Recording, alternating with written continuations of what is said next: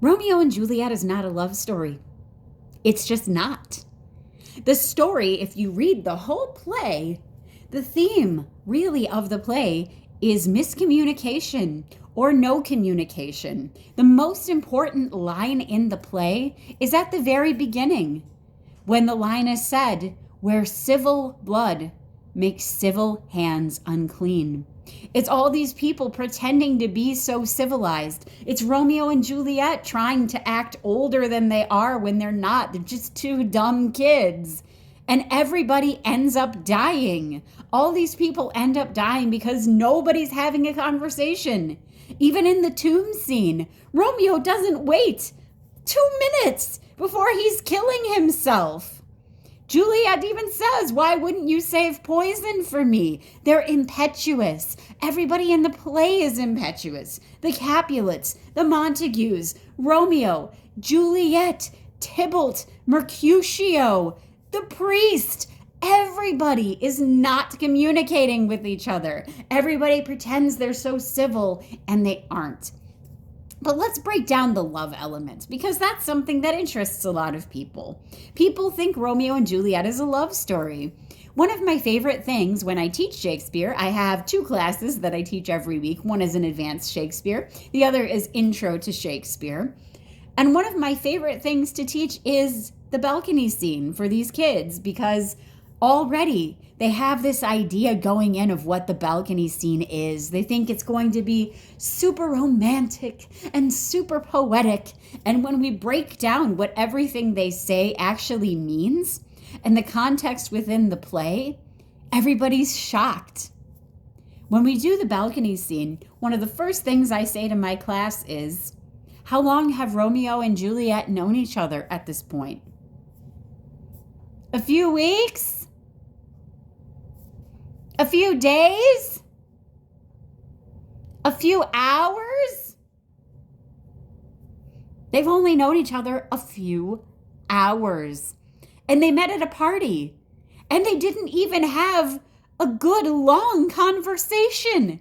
They basically showed up at this party, thought each other were hot, and started making out. Then a little while later, she's on the balcony of her bedroom, and he is already kind of being a little creepy, finding her bedroom, standing underneath her balcony, talking about how much love he has for her. How can you love somebody you've only known a couple hours, Romeo? I mean, really. Plus, you went to Juliet's party looking for another girl. That's right, he was looking for Rosaline. So, why is this so beautiful?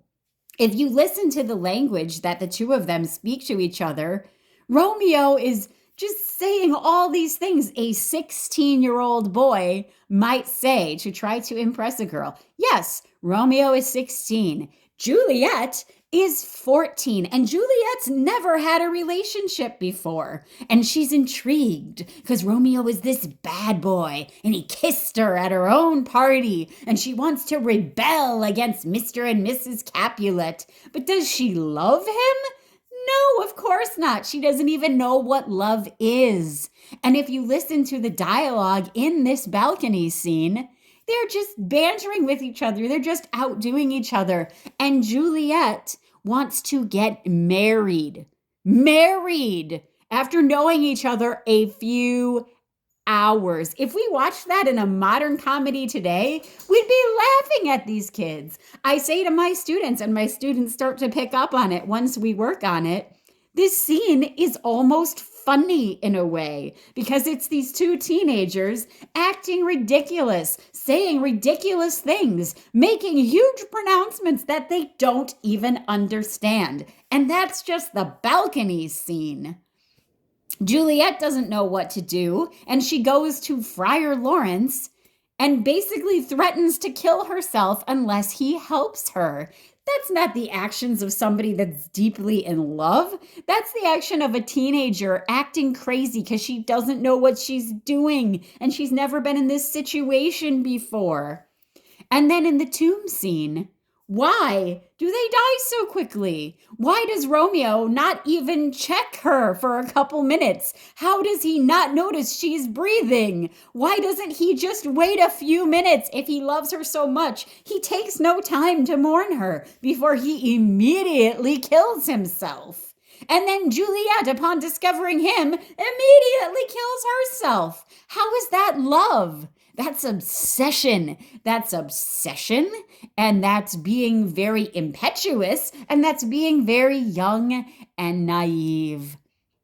And throughout the whole show, we see this theme, even in the adults, of just not being rational, not thinking things through, and not communicating. And the point of the show is that these kids die for dumb reasons. They're kids acting like dumb kids, and the adults don't notice they're dumb kids acting dumb because they're so busy in this pointless feud with each other.